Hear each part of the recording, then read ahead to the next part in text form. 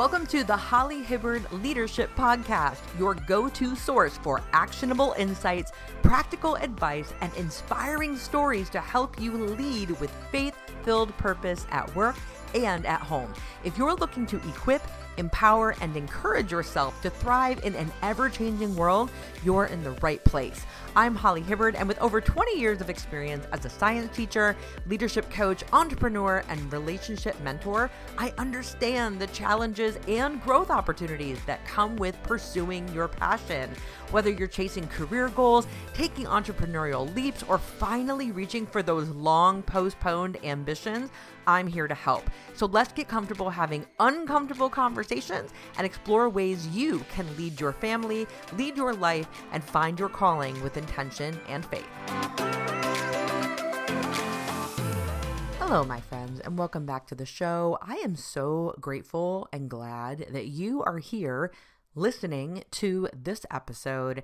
My mission with the Holly Hibbard Leadership Podcast is to give you things, tools, items to think about that you can use to become the personal leader in your life. Or if you already consider yourself a great leader in your life, take that strength to other areas of your life and expand, get even better, become even bolder.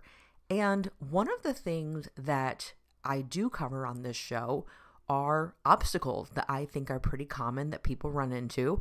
How do I know that people run into them? Well, one, I've been coaching people and teaching folks for a long time, and I see it everywhere. All ages, all backgrounds, all careers, all sorts of relationships. Everyone runs into obstacles. And specifically today, I want to tackle the topic of confidence. How do we build confidence? And I thought I would do some sharing with you today around the weird ways that I build confidence. I want to start by saying that I don't feel confident all the time. I mean, I think I have simply been creating social media content, video content, podcast content for so dang long at this point that I have a lot of reps into it. And all of those reps, all those repetitions have simply allowed me to free flow a lot of the time with what I'm delivering. But man, oh man, just because the delivery seems free flowing or simple or easy, it does not mean that my confidence is 100% there all the time. And I also think that confidence for me can come and go regarding different areas of my life. I've had seasons of my life where I was incredibly confident about my appearance, my body image. I had periods and seasons of life where I was super confident in my career. I've had seasons where I'm extremely confident in my communication skills and my relationships and my friendships. And I've had the complete opposite. I've had seasons where maybe my career is going amazingly well, but my self-image and the way I perceive myself is not as strong. Or maybe my communication skills are guiding me toward where I want to be, but my friendships are really struggling at the moment, or whatever it may be. So just know that if you have noticed, wow, I feel really confident one moment, and then the next I feel like I can be taken down super easily, you are not alone at all. And that is why I want to share this. And so these are some of the weird ways that I build confidence, but more importantly, to the point I just made, I use these things to rebuild confidence when I notice it is waning, when it's slipping, when it's falling away. So here's a couple of little stories for you. One of the simplest ways that I have built confidence when I'm feeling downtrodden is I'm laughing because I'm thinking about vague book, meaning going on social media, going on Facebook or Instagram or something, and asking people what they think of me. Now, this is different than being a pick-me person and seeking attention in any way, shape, or form. What this has looked like for me is I've had business coaches in the past who, when I was trying to become really clear on my message and what I wanted to portray as in terms of the type of person that I was, the type of leader and coach that I am, they asked me to go on a social media account and pose the question to my audience or my friends or whoever, what are my greatest strengths that you see? Or what do you see that I'm really good at? And it was a great question because it allowed people to give me their perspective and their perception of me, while at the same time reminding me of, oh yeah, I did do that. They would say something like, I'm a great listener, or I'm a creative teacher and I give examples of things that are off the cuff, really well explained. And I would have moments reading their responses and think to myself, oh yeah, I did do that, didn't I? Because the older I get, the longer I've been at my craft and the thing I'm passionate about, it for me has, funny enough, become more easy for me to forget the amount of experience that I have.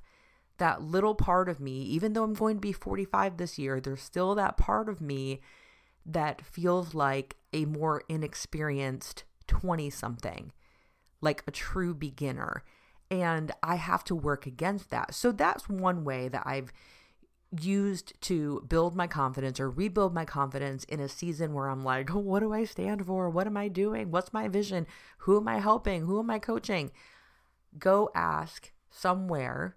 And for me, I chose social media for people to tell me, what are the greatest strengths that you see in me? Or tell me something that you've seen me do that I'm good at. And hopefully you've curated your followers enough to where you're going to have some really positive responses. It's great feedback if you can look at it from a neutral way as well. Another simple thing that I've done to build my confidence or rebuild my confidence is I re-listen to my podcast. I go back and watch or re-watch video content that I've created.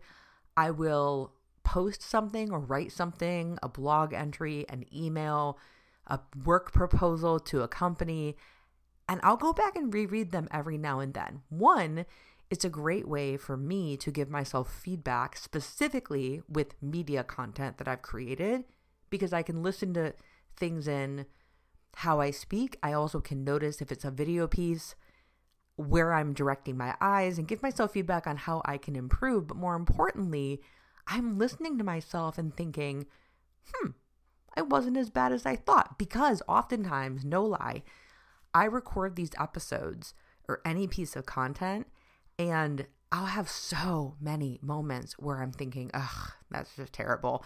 I felt like that one was all over the place. I felt like my ADHD was just flaring up. No one's going to think I'm serious or take me seriously. And when I watch it back, I get glimpses of, wait a second, like that was actually decent, or that was pretty good. I had no idea. And if I had not gone back and reread what I wrote or re-listened to a podcast I created or rewatch a video, I wouldn't have those opportunities to showcase to myself, wow, you're actually probably better than those limiting beliefs inside your head are telling you. Now, if you aren't a content creator like me, maybe this could be another way to build your confidence. And that is create a folder in your emails, specifically within your work email. Open a folder and title it Celebrate Yourself, or Things I Did Well, or Celebration Folder, something like that. If you want to keep it secretive, label it whatever you like. But every time you receive an accolade through email, take the email and save it to that folder. This is such a great idea. I have no idea who suggested this. I think it was someone that was talking about great ways to promote yourself in a job interview. And I thought, wow, that's such a great idea, because how many times in a given year will we receive an email from a colleague that says something like, wow, you're the best. You're coming in clutch on that project. Thank you so much for staying late. Thank you so much for helping me with this report. Thank you so much for designing that thing in Canva so that I can focus on this other thing over here. Thanks for stepping in for me when I was out of town on vacation. People are just saying thank you, but they're also paying you a compliment. And that is something to be celebrated. So if you shove those all into a folder in your email, yes, if you ever are looking for in the future a raise, a promotion, you're at a job review, a 90-day review, quarterly review, bring that folder with you as a way to advocate for yourself that you should be paid more. And here is proof. But secondly, and to the topic of this episode, it's a great way to build your confidence when you're having a day where you just feel like garbage.